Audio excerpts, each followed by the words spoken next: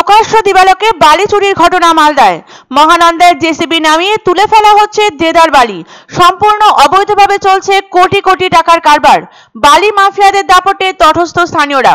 ইতিমধ্যে নদীবক্ষে তৈরি হচ্ছে বিশাল বিশাল গর্ত। অভিযোগ, বেআইনি কারবারের পেছনে রয়েছে প্রভাবশালী চক্র। সংবাদ মাধ্যম ছবি তুলতে গেলে তাদের বাধা দেওয়া হয়। হয়তো একেই বলে বিনা পুঁজির ব্যবসা। সরকারকে রয়্যালিটি না দিয়ে দিনের পর দিন চলছে বালি লুটের কারবার। দিনভর নদীতে দাপিয়ে বেড়াচ্ছে জেসিবি আর ট্রাক্টর। সব মিলিয়ে প্রতিদিন বিপুল টাকার কারবার। এই কারবার চলছে মালদার ইংরেজ বাজারের যদুপুর 2 নম্বর গ্রাম পঞ্চায়েতের রায়পুর এলাকায়।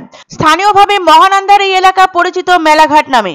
জানা গিয়েছে, প্রথমে নদীবক্ষ থেকে জেসিবি দিয়ে তোলা হচ্ছে বালি। এরপর ট্রাক্টরে বোঝাই করে নিয়ে গিয়ে জমা করা হচ্ছে খানিক দূরে প্রায় নির্জন এলাকায়। এখানে বিপুল পরিমাণে মজুদ বালির ভান্ডার দেখে সহজেই বোঝা যাচ্ছে কি বিপুল পরিমাণ বালি লুট হচ্ছে নদী থেকে। উচ্চমানের না হলেও এই ধূস বালির চাহিদা প্রচুর।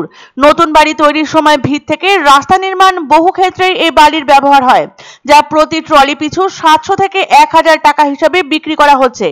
বালি লুটের এই অবৈধ কারবারের কথা স্বীকার করেছে জেসিবি চালক থেকে ট্রাক্টর কর্মী। স্থানীয়রা জানিয়েছেন, এই অবাধ বালি চুরির কারবার দীর্ঘদিন ধরে চলছে। মাঝে একবার পুলিশ অভিযান চালিয়ে গাড়ি আটক করায় কয়েকদিন বন্ধ ছিল। এখন আবার যে কেসেই এই অবৈধ কারবারের পেছনে রয়েছে এলাকার তৃণমূল নেতা তথা পঞ্চায়েত সদস্যের স্বামী শীষ মোহাম্মদ, যিনি এলাকায় পরিচিত জুলুম নামে। যদিও মালদায় ভূমি রাজস্ব বিভাগের ভারপ্রাপ্ত অতিরিক্ত জেলা শাসক, এক্ষেত্রে প্রশাসন উপযুক্ত পদক্ষেপ নেবে। এদিকে বালি চুরির ঘটনায় শুরু হয়েছে রাজনৈতিক চাপানুতোর। তৃণমূল করলেই এসব অসাধু ও বেআইনি কারবারের লাইসেন্স মেলে, এমনই কটাক্ষ করেছেন বিজেপির মালদা জেলা সভাপতি অজয় গঙ্গোপাধ্যায়। যদিও ইংরেজ বাজারের তৃণমূল নেতা কৃষ্ণেন্দু নারায়ণ চৌধুরীর পাল্টা দাবি, কেউ ব্যক্তিগতভাবে অসাধু কারবার করলে তাতে দল জড়িত নয়। বেআইনি হলে কড়া পদক্ষেপ নিক প্রশাসন। ইতিপূর্বে অবৈজ্ঞানিকভাবে বালি তোলার ঘটনা নিয়ে উদ্বেগ প্রকাশ করেছিলেন পশ্চিমবঙ্গ বিজ্ঞান মঞ্চের মালদহ জেলা সম্পাদক সুতীর্থ নন্দী। তিনি বলেন, নদী থেকে অবৈধভাবে বালি তোলা হচ্ছে। গতিপথ বদলে বড় ক্ষতির সম্ভাবনা রয়েছে। এছাড়া প্রতিটি ক্ষেত্রে রাজ্য সরকারকে রাজস্ব দেওয়া হচ্ছে না, যার ফলে প্রতি বছর লক্ষ লক্ষ টাকা রাজস্ব ক্ষতি হচ্ছে সরকারের। স্থানীয় মানুষের বক্তব্য, অবিলম্বে তৎপরতা বাড়ানো উচিত প্রশাসনের, তবে এই অবৈধ বালি পাচার বন্ধ করা সম্ভব।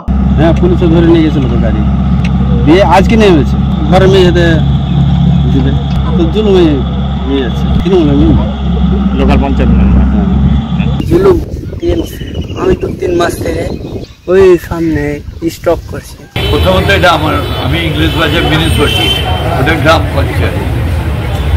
ওখানে গ্রাম পঞ্চায়েতের লোকাল আমি করি, তাও যারাই করুক না কেন, যদি বেআইনি কাজ করে তাহলে সরকারের যে আইন আছে সে আইন নিতে হবে।